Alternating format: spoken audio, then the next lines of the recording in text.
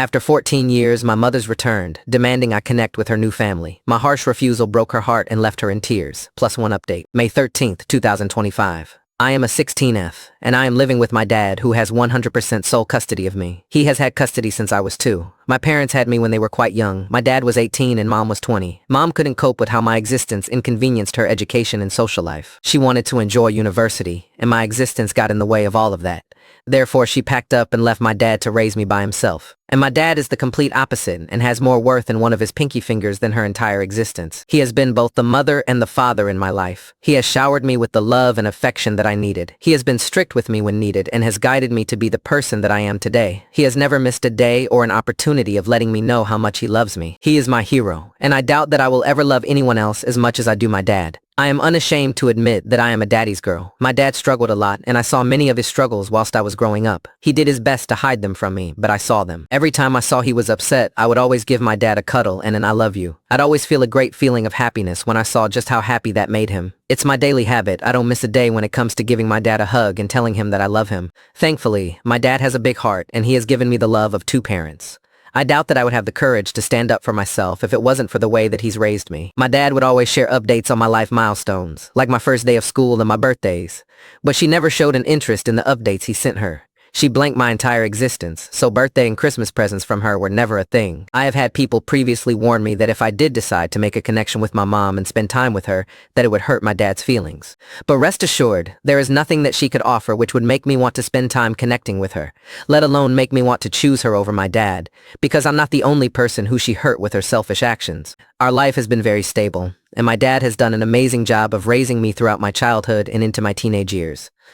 But now the egg donor, and I won't apologize for calling her that because the thought of calling her mom turns my stomach, is trying to rock the boat. She tried reaching out last year by contacting my dad. He spoke to me at the time about it, asked what I wanted to do, and he respected my decision of not wanting anything to do with her. He gave my response to her, but she's now bypassed him and contacted me directly. She contacted me, asking if we could meet up because she wants to reconnect with me. She gave a sob story about how she spent years regretting her decision of not being in my life, and how she's now at a point in her life, mentally and financially, where she wants to give me what I am owed from her. She even told me this herself, as part of her sob story. It was always difficult for my dad to give an appropriate response whenever I did ask him why she left us, but he did his very best to tell me in an age-appropriate way. She also has 2 children, 7 and 5, and she is hopeful that I can develop a relationship with my siblings. This is where I feel that I might have been, and am I, the asshole. Because in an outburst of sudden anger at suddenly being contacted, I told her to F off, and that nothing that she says could convince me to have anything to do with someone who I only consider to be an egg donor and incubator in my life. I thought that I gave up on my anger and resentment towards her a long time ago, but it felt like the dam broke. I let out all of that anger and resentment that built up all those years ago, unleashing all of my pent-up feelings towards her. The anger that I felt wasn't only for myself and how she abandoned me. I also felt anger for the hurt, pain, and struggles that she caused for my dad. Here she was trying to reopen those old wounds that both myself and my dad have suffered at her selfish hands. I told her all of that, and how I consider myself to be the child of one parent, as the other one has been dead for most of my life. I'm not ashamed to admit that I took some joy in telling her how amazing a father and man my dad is, and that both myself and my dad had a lucky escape getting away from someone who is as narcissistic and toxic as she is. The only point where I remained somewhat civil was when telling her how I don't want anything to do with her children. Because despite my anger and resentment towards her, those children are blameless and innocent. If she tries to use them as an emotional weapon against me, or selfishly drags them into all of this, then that would only make me angrier than I already am. I blocked her from all of my socials, though I know that this won't be over anytime soon, and my dad is preparing to lawyer up if she does try and drag this to the courts. But for now, I'm going to try and refocus on my GCSE exams and look forward to the upcoming trip away with my dad to celebrate the end of my exams. Update, July 6, 2025. This is an update on a post that I made more than a month ago. I am a 16F, and I am living with my dad, who has 100% sole custody of me. My parents had me when they were both quite young. My dad was 18 and mom was 20. Mom couldn't cope with how my existence and having to be a mom inconvenienced her education and social life. She wanted to enjoy university, going out drinking, and my existence got in the way of all of that. Therefore, she packed up and left my dad to raise me by himself. She's made a few attempts over the last couple of years to re-enter my life, but I always made it clear each time that I didn't want to have contact with her.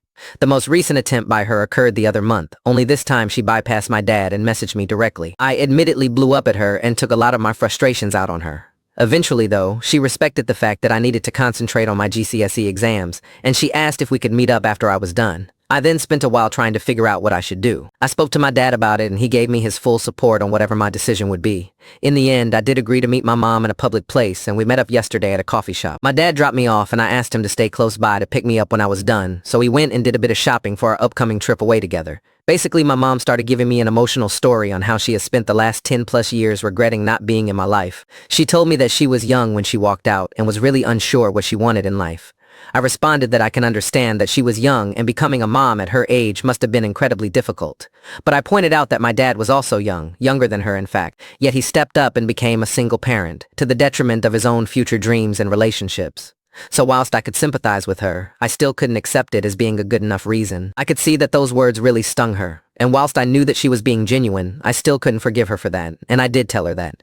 That's the really sad thing. Up until around the age of 10 to 12, I was still hoping for a chance at my mom re-entering my life, and I would have welcomed her back into my life.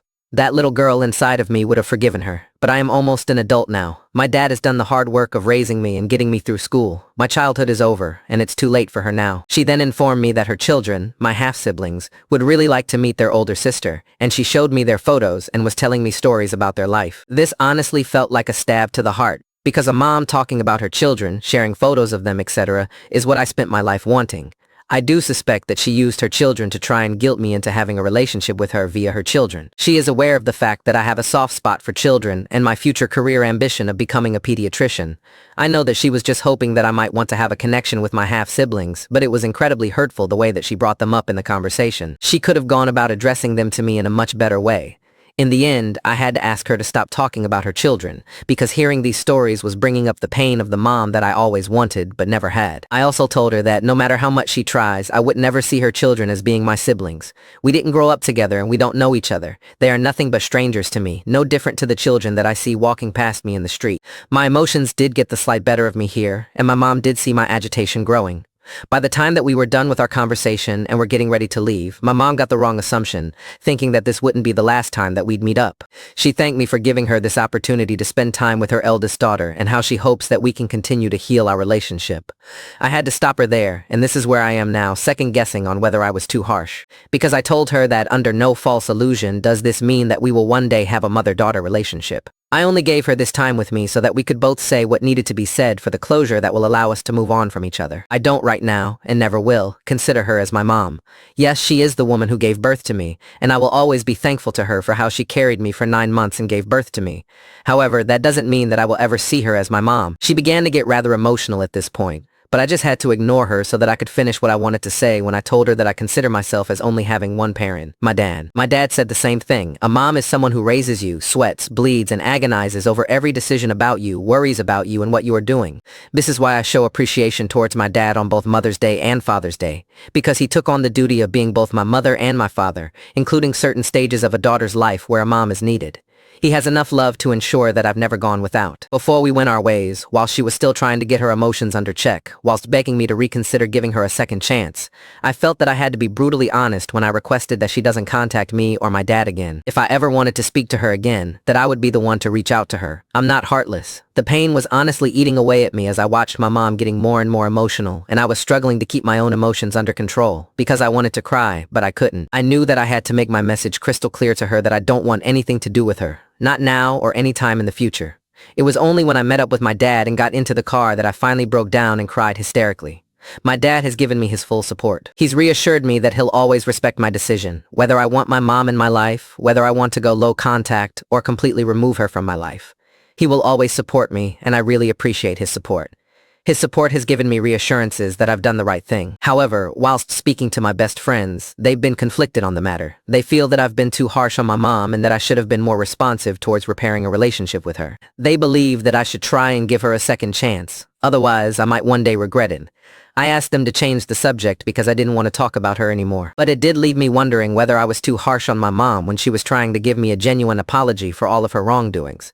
Because she has accepted full responsibility for what she did, and that there is nothing that could excuse what she did 14 years ago. My dad has offered me the chance of seeing a therapist for everything that I've been through, but I am reluctant. I am foolishly hoping that once I've been on this holiday with my dad and when we return home, these events with my mom will be in the distant past. My dad isn't struggling for money, and he's been placing money into a fund that I use for university expenses.